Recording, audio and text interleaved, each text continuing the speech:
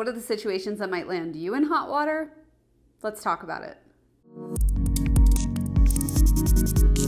Hey, welcome back. I'm Christina Scalera from the Contract Shop, and today we're talking all about the 5 situations that will land you in hot water and when you might need a contract. These are 5 situations where you will definitely want to have some sort of agreement or contract in place just to define the terms of the relationship, what you owe, what they owe, and to make sure things go smoothly.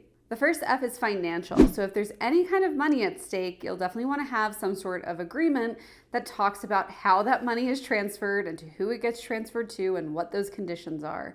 The reason for this is because if you don't want to lose that money, then you need to define how that money needs to operate in your arrangement with this other person or this other company.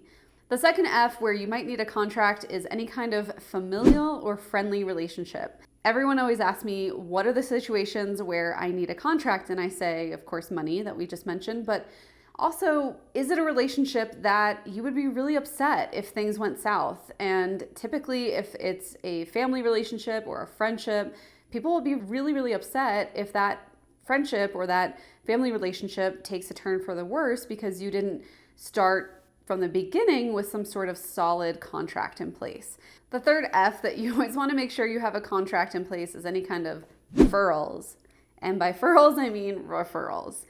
If you have clients who are referring you, they need to have some clear terms under which they're doing so. This will make sure that they are adhering to any kind of policies or anything that you need them to comply with so that you don't get in trouble with any kind of outside agency or other company, and also that you have a good system in place to keep track of the people who are referring you, because we only want our top clients and the best people out there giving us referrals. We don't want people that might sour our brand or our brand image. The fourth F is fabulous. So anytime you want to have a professional working relationship with someone, you want it to be fabulous, that's when you need to have some sort of agreement in place. A lot of these situations that pop up in our business, it could be really easy to just slap an email on it and call it a day. But if you can come up with some sort of short agreement, that will help your brand to stand out as an even more professional one to work with.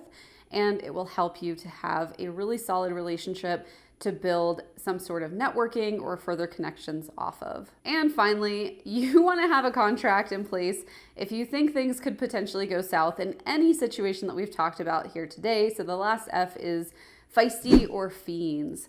So if anybody is a little bit feisty in your client roster, or if you are working with someone who could potentially turn into some sort of enemy or foe, you will definitely want to have some sort of agreement in place. And by enemy, I don't mean, you guys are LARPing it out or something and fighting with swords. That would be weird for lots of reasons. But I mean enemy like you suspect a client could be starting a competitive business, or something could go wrong, which could be the case in literally any client service provider agreement ever.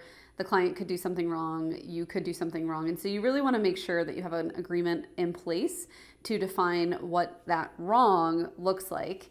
And you don't have to know exactly what that is. It can just be general terms, but it can really help you, because in the end, when something does go wrong, which inevitably it will at some point in your business with some client, if you work with enough of them. If you work with 2 people ever, maybe not, but if you have any kind of legitimate business, something's gonna go wrong somewhere, someone's gonna rip you off, something's gonna happen.